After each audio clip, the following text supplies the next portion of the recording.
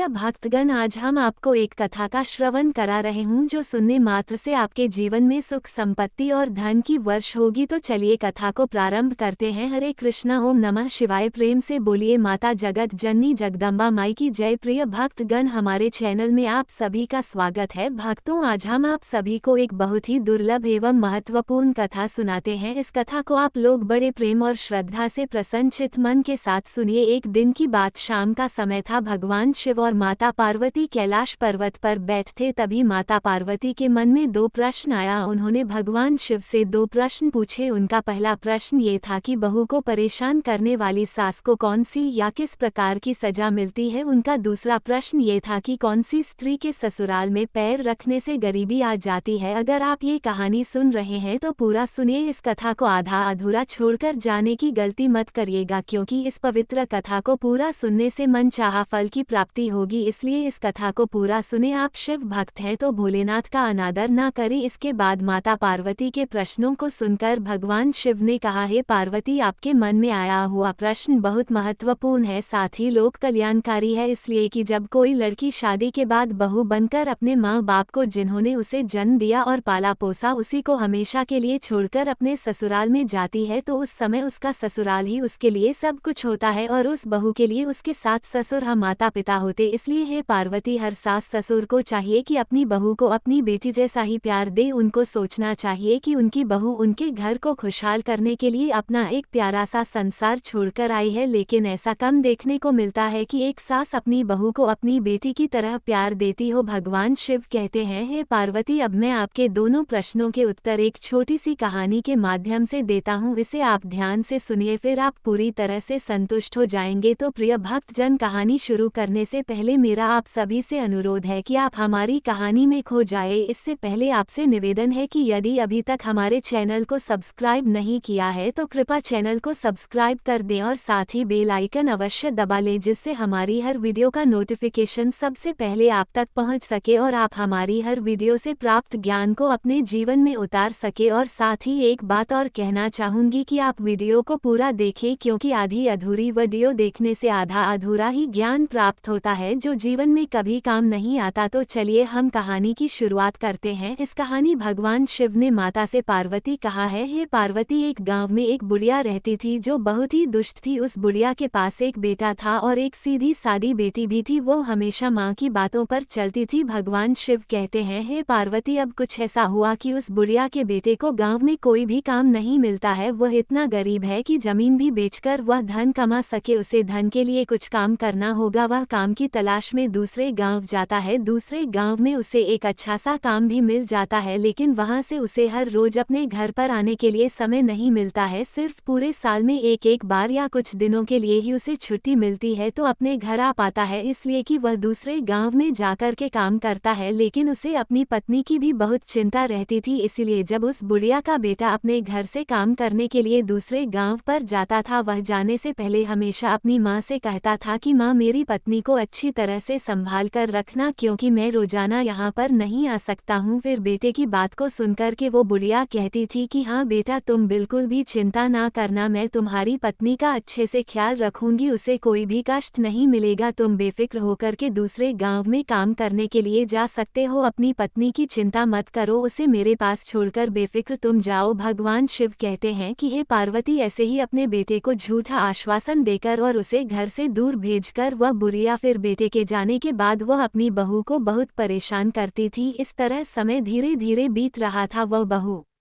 अपनी सास की आलोचना सुनकर भी चुप रहती थी। चाहे सास बहू को कितना भी कहती थी, वह जितना भी चढ़ाती थी, लेकिन कभी भी वह बहू उसे जवाब नहीं देती थी, क्योंकि वह बहू बहुत ही संस्कारी थी और अपनी सास को अपनी माँ जैसा प्यार देती थी। फिर समय धीरे धीरे बीत गया। एक दिन उस बुढ़िया का बेटा छुट्टी पर आया। वह 2 दिन तक घर पर रुका, लेकिन उसकी बहू ने किसी तरह की कोई शिकायत नहीं की। फिर इस प्रकार छुट्टी पूरा होने के बाद में जब वो बुढ़िया का बेटा काम के लिए दोबारा जाता है, तो जाने से पहले अपनी माँ से कहता है, माँ हमारी पत्नी का ख्याल रखना, ये बहुत ही अच्छी है, आपको बहुत ही प्यार करती है क्योंकि मैं रोजाना यहाँ पर नहीं आ सकता हूँ। फिर बेटे की बात को सुन करके वो बढ़िया कहती है, ठीक है बेटा तू चिंता मत कर, मैं तेरी पत्नी का बहुत ख्याल रखती हूँ और आगे भी रखूंगी क्योंकि यह तेरी पत्नी नहीं मेरी बेटी भी है। भगवान शिव कहते हैं, हे पार्वती, इस प्रकार बेटे के घर से जाने के बाद अब बुढ़िया का ही राज था। अब बहू को संभालती कहाँ थी वह, तो उसे जितना हो सके उतना सतना शुरू करती है, खुद पैर फैलाकर बैठ जाती है और अपनी बहू से घर और खेत का सारा काम करवाती है, उसे सुबह जल्दी उठा देती है। उसके बाद घर का सारा काम जैसे खाना पकाना, बर्तन मांजना, पानी भरना आदि काम करवाती है। उसके बाद कभी जंगल से लकड़ियां लाने के लिए भेजती है। पूरे दिन वो बहुत ही मेहनत का काम करती है, उसे थोड़ी किसी भी आराम करने का भी समय नहीं मिलता है। वो बुढ़िया अपनी बहू को ठीक से खाना भी नहीं देती है, कभी कभी सिर्फ पानी तो कभी वासी खाना देती है। भगवान शिव कहते हैं कि हे पार्वती, वो बेचारी बहू सब काम चुपचाप करती रहती है, कभी भी अपनी सास से किसी काम को करने से मना नहीं करती और अपनी सास के सामने कोई जवाब भी नहीं देती है और वो अपनी सास पर कभी क्रोध भी नहीं दिखाती है। जब रात होता तो वो बहुत परेशान रहती है, उसका शरीर बहुत दर्द करता था, लेकिन वह अपने पति से यह कभी नहीं कहती कि हमारी सास माँ हमें बहुत परेशान करती है, क्योंकि वह नहीं चाहती कि घर में कलह हो और उसके पति जो दूसरे गांव में काम करने गए हैं वो भी परेशान हो। भगवान शिव कहते हैं, हे पार्वती, इस प्रकार से दिन बीतते गए और फिर एक दिन सास को पता चलता है कि हमारी बहू गर्भवती है, तो वह एकदम से विचलित हो जाती है और सोचती है कि कमाने वाला मेरा बेटा अकेला है, ऊपर से यदि एक बच्चा और आ गया तो खाने वाले का एक लोग और बाँच जाएगा। उसके ऊपर बच्चे के जन्म के बाद उसका ख्याल रखने के कारण बहू कोई काम नहीं करेगी, मुझे ही सब कार्य करना पड़ेगा। भगवान शिव कहते हैं, हे पार्वती, फिर वह बुढ़िया अपनी बहू के बारे में ऐसा सोचती है, हर सास तो यही चाहती है कि हमारे घर में जल्दी से पोता या पोती आए, लेकिन वह सास ऐसी है, वह नहीं चाहती कि हमारी बहू की कोख से कोई भी संतान जन्म ले, क्योंकि उसकी सोच है यदि बच्चा घर में आएगा तो बहू बच्चा के देख में लग जाएगी और घर का कामकाज वह नहीं करेगी, फिर सारा कामकाज मुझ करना पड़ेगा। भगवान शिव कहते हैं, हे पार्वती, अब जब वो बुढ़िया जान जाती है कि उसकी बहू गर्भवती है तो वह उसे ज्यादा सताने लगती है और बहू को बहुत सारा काम करने के लिए कहती रहती है। फिर भी बहू ऐसी हालत में भी घर का सारा काम और सास जो भी काम कहती वह सब भी अच्छे से किया करती थी। कुछ महीने इसी तरीके से बीतते हैं, फिर बहू के 9 महीने पूरे होने के बाद उसके प्रसूति का समय आता है। उसके पेट में दर्द होता है, बहू प्रसव के दर्द में व्याकुल हो जाती है और अपनी सास से कहती है, मुझे लगता है कि मेरे प्रसूति का समय नजदीक आ गया है, कृपया जल्दी से आया को बुला ले। सास उससे कहती है कि आया की आवश्यकता नहीं है, मैं तुझे एक नींबू देती हूँ, ये नींबू ले और तू दूर जंगल में जाकर के इस नींबू को खा लेना, तुम्हें प्रसूति हो जाएगी। पर मेरी एक बात ध्यान से सुन लेना, यदि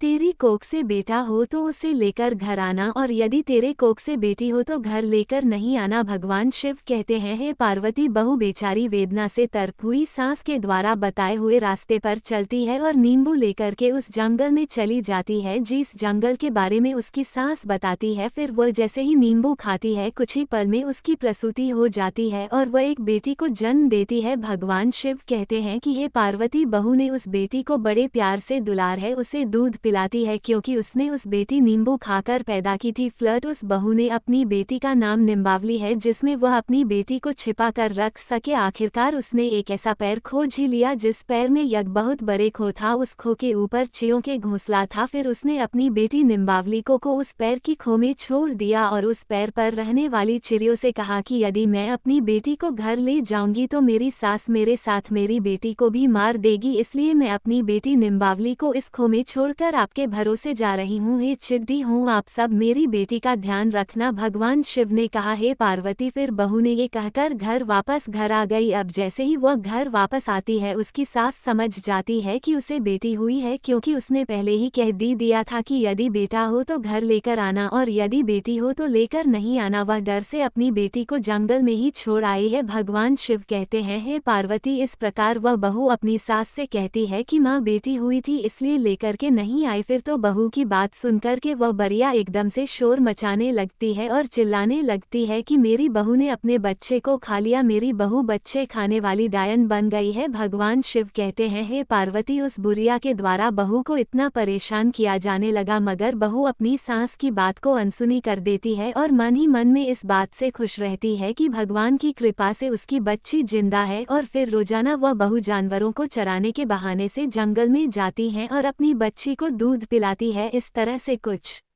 दिन बीतते हैं। उधर उस पैर की खोखर में निम्बावली धीरे धीरे बड़ी हो जाती है। इस तरह 1 साल बीतता है और फिर उस बुढ़िया का बेटा अपनी छुट्टियों पर घर लौटता है। जैसे ही घर में प्रवेश करता है, बुढ़िया अपने बेटे से कहती है, बेटा तुम्हारी पत्नी इंसान नहीं है, वो एक डायन है जो जीवित लोगों को खा जाती है। मुझे भी तो एक बेटी थी, लेकिन तुम्हारी पत्नी ने अपनी बेटी को खा लिया। भगवान शिव ने पार्वती से कहा, वह बुढ़िया का बेटा अपनी माँ का स्वभाव भली भांति जानता है, उसने समझ लिया कि यह एक साजिश है। फिर उसने अपनी पत्नी से उस बेटे बेटी के बारे में कुछ नहीं पूछा और उस बहू ने भी अपने पति से सास के बर्ताव के बारे में कुछ नहीं कहा। वह नहीं चाहती थी कि घर में किसी प्रकार का झगड़ा हो। फिर भगवान शिव ने कहा, हे पार्वती, उस बुढ़िया का बेटा कुछ दिन तक घर आकर रहता है और फिर वह बुढ़िया का बेटा काम के लिए दूसरे गांव चला जाता है। इस बीच उसकी बहू को फिर गर्भ धारण हो जाता है। बुढ़िया को जब ये पता चलता है कि मेरी बहू फिर से गर्भवती है तो वह बुढ़िया बहुत नाराज हो जाती है और अपनी बहू को पहले से भी ज्यादा परेशान करने लगती है। फिर भगवान शिव ने पार्वती से कहा, हे पर्व, उसकी बहू दूसरी बार जब 9 महीने पूरे कर लेती है तो उसे प्रसूति का दर्द शुरू होने लगता है। तब बहू अपनी सास को पहले की तरह ही आया बुलाने को कहती है, लेकिन फिर श्वर भी उसकी सास आया को नहीं बुलाती है और एक मुट्ठी जीरा ला करके अपनी बहू को देती है और कहती है, जीरा तुम लेकर के तुम उस जंगल में जाना और इस जीरे को खा लेना, तुम्हें आराम से प्रसूति हो जाएगी। लेकिन एक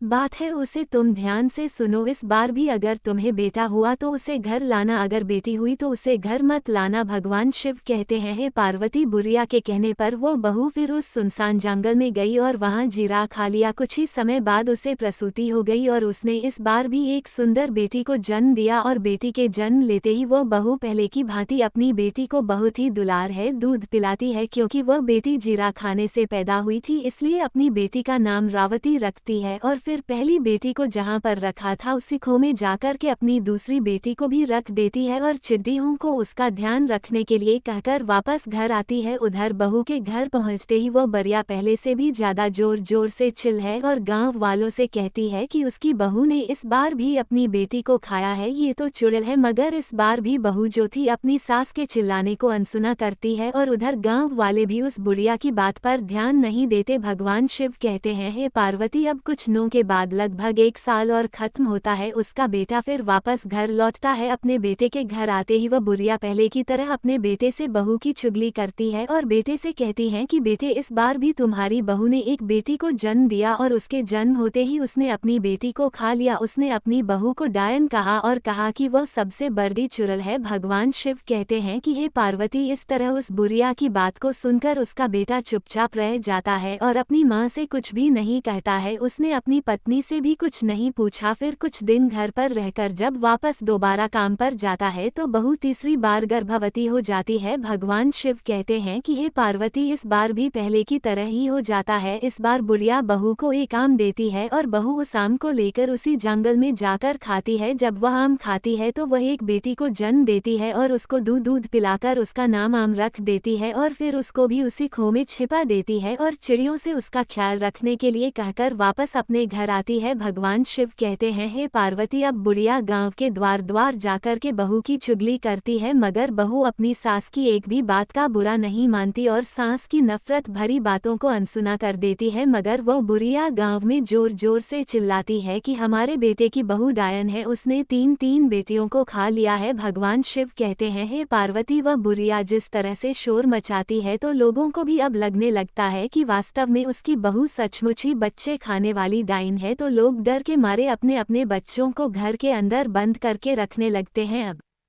इस प्रकार से धीरे धीरे यह बात गांव के चारों तरफ फैल गया और उस बुढ़िया का बेटा जिस घर में काम करता था उसे वहां भी यह बात सुनने के लिए मिल गई। फिर तो उस बुढ़िया का बेटा ये खबर सुनकर बहुत परेशान हो जाता है और तुरंत ही मालिक से अनुमति लेकर के अपने गांव वापस आता है। जब तक बुढ़िया का बेटा अपने गांव आता है तब तक ये खबर उस राज्य के राजा के कानों तक पहुंच जाती है कि बुढ़िया की बहू वास्तव में एक डायन है। फिर राजा सिपाही भेज करके बुढ़िया को दरबार में बुलाता है और बात की छानबीन करता है तो बुढ़िया मिर्च मसाला लगा करके राजा से कहती है, महाराज क्या बताऊं, मेरी बहू वास्तव में एक बड़ी डायन है, बच्चों को खाने वाली चुला है, उसने मेरी 3 पतियों को जिंदा ही खा लिया है। फिर तो राजा उस बुढ़िया की बात को सुनकर क्रोधित हो जाता है और सिपाहियों को आदेश देता है कि चौराहे पर एक सूली लगवा और बुढ़िया की बहू जहाँ कहीं भी है वहां जाकर लेकर आओ और शीघ्र ही उसे सूली पर चढ़ा दो। भगवान शिव कहते हैं, हे पार्वती, इस प्रकार राजा के सिपाही शीघ्र ही आज्ञा का पालन करते ही तुरंत ही सूली बनाते हैं और जाकर के बुढ़िया की बहू को दरबार में लेकर आते हैं। फिर राजा से पूछता है, क्या तुम्हारी सास सच कहती है, क्या तुमने अपनी तीनों बेटियों को जिंदा खा लिया है? मगर राजा की बात को सुनकर वह बहू चुपचाप नीचे सिर झुकाए खड़ी रहती है। फिर तो बहू को चुपचाप देख करके राजा को विश्वास हो जाता है जैसा बुढ़िया ने बताया है उसकी बहू तो वास्तव में अपनी बेटियों को खाया है, ये तो डायन है। और फिर राजा तुरंत ही अपने सिपाहियों को उस बहू को सूली पर चढ़ने का आदेश देता है तो सिपाही उसे लेकर के चौराहे पर जमा होते हैं। फिर राजा भी बाहर आता है। उसके बाद राजा के दरबार के सभी मंत्री सेनापति वहां पर इकट्ठा हो जाते ही भगवान शिव कहते हैं, हे पार्वती, इधर बहू को सूली पर चढ़ाने की तैयारी होती है तो उधर उसका पति भी घर पहुंचता है। जब वो घर पहुंचता है तो उसे घर में कोई दिखाई नहीं देता है। वह सोचता है घर में माँ और पत्नी नहीं है और घर के दरवाजे पर ताला लगा हुआ है। वो परेशान हो जाता है और पड़ोसी से पूछता है कि क्या हुआ है। पड़ोसी बताते हैं कि तुम्हारी माँ और पत्नी को राजा ने दरबार में बुलाया है। फिर वो बुढ़िया के बेटे घबराकर राजा के दरबार की ओर भागता है। वहां पहुंचकर उसे पता चलता है कि उसकी पत्नी को सूली पर चढ़ने के लिए चौराहे पर ले जाया गया है। तब वो तेजी से चौराहे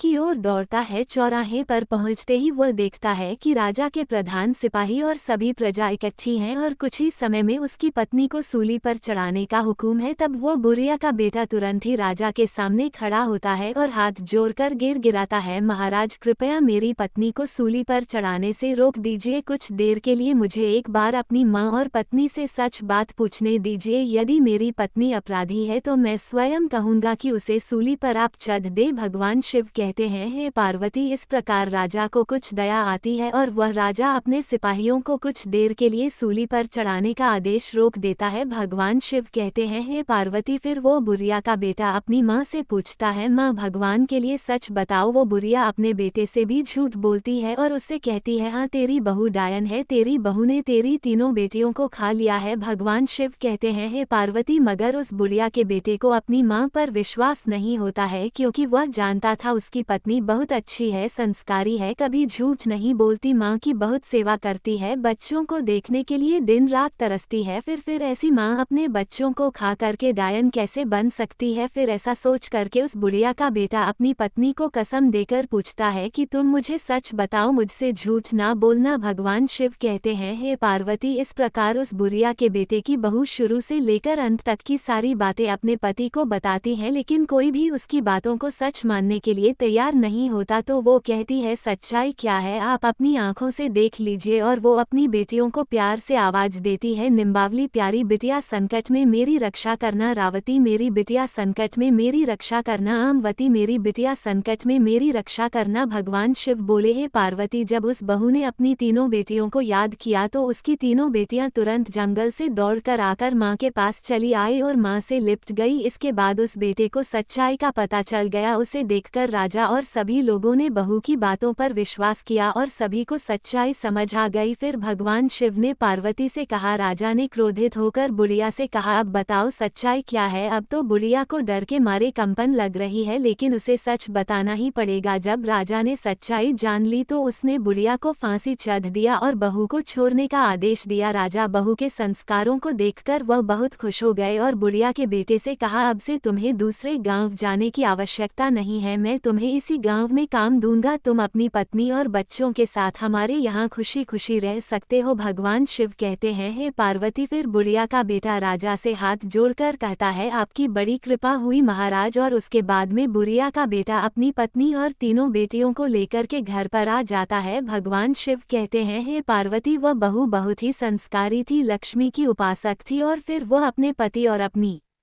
तीनों बेटियों के साथ घर पर पहुंच करके लक्ष्मी को याद करके रात्रि में सो जाती है। उधर लक्ष्मी जी उस बहू को रात्रि में सपना देती और कहती है, बेटी तुमने अब तक अपना जीवन गरीबी में काटा है, लेकिन तुम चिंता मत करो, आज मैं बताऊंगी कि तुम्हारे जीवन में गरीबी क्यों आई। तुम्हारे ससुराल आने से पहले ये घर संपन्न था, लेकिन जैसे ही तुमने इस घर में अपना कदम रखा, इस घर में गरीबी आ गई। आखिरकार इसके पीछे कारण क्या था? भगवान शिव कहते हैं, हे पार्वती, लक्ष्मी जी उस बहू से कहती है, बेटी हमेशा ध्यान रखना, जब कोई बेटी शादी के बाद बहू बनकर ससुराल में जाती है और ससुराल में यदि वह 3 चीज लेकर जाती है तो समझ लो घर परिवार में अशांति छा जाती है और उसका प्रभाव उसके सुहाग पर भी पड़ता है, घर में गरीबी आ जाती है। इसलिए कभी भी किसी भी बेटी को शादी होने के बाद अपने मायके से ससुराल के लिए 3 चीज लेकर नहीं जाना चाहिए। पहला, चूल्हे। शादी के बाद रसोई की रस्म होती है, उस रस्म में बेटी मायके से दिए गए चूल्हे का प्रयोग करती है, मगर हमेशा ध्यान रखना, यदि कोई भी नव विवाहित दुल्हन अपने मायके से चूल्हा लेकर ससुराल में प्रवेश करती है तो सीधा उसका प्रभाव उसकी गृहस्थ पर पड़ता है, जिसकी वजह से भाग्य की देवी रूठ जाती है और घर में गरीबी आ जाती है। भगवान शिव कहते हैं, हे पार्वती, अब लक्ष्मी जी दूसरी बात बताती हैं, बेटी दूसरी चीज है नमक। बेटी, नमक का काम होता है चीजों को नमकीन करना। जब बेटियां शादी के बाद मायके से ससुराल की ओर प्रवेश करती तो उसका धर्म क्या होना चाहिए? नए घर में इन प्रवेश करते वक्त सबको साथ लेकर चलना, सबसे अच्छे से बात करना और जो भी रिश्ता उससे जुड़ा है उन सभी रिश्तों में मिठास घोलना। ऐसे में यदि नव विवाहिता मायके से नमक लेकर ससुराल में प्रवेश करेगी तो रिश्ते खराब हो जाते हैं और उससे जुड़ा हुआ हर रिश्ता नमकीन का रूप लेता है। हमेशा ध्यान रखना, यदि नव विवाहित बहू अपने मायके से नमक से बना कोई भी सामान अपने ससुराल लेकर जाती है तो उसका सम्मान आजीवन अपने मायके के लोगों के साथ जुड़ा रहता है, लेकिन उसका संबंध अपने ससुराल वालों के साथ कभी भी सही तरीके से नहीं जुड़ पाता और वो रिश्ता मीठा कभी नहीं बन पाता। इसलिए बेटी को विदाई के समय नमक लेकर नहीं आना चाहिए। भगवान शिव कहते हैं, हे पार्वती, अब लक्ष्मी जी तीसरी चीज उस बहू को बताती है। लक्ष्मी जी कहती है, बेटी तीसरी चीज अचार है। अक्सर कर माँ बाप बेटियों को शादी के बाद विदा करते समय उसके माता पिता उनके पसंदीदा अचार को बनाकर भेज देते हैं, लेकिन हमेशा ध्यान रखो, अचार खाने में खट्टा होता है, वैसे ही वो पति पत्नी के बीच में रिश्तों में भी खट्टा पैदा कर देता है, परिवार में भी खटास पैदा कर देता है। कभी कभी यह खटास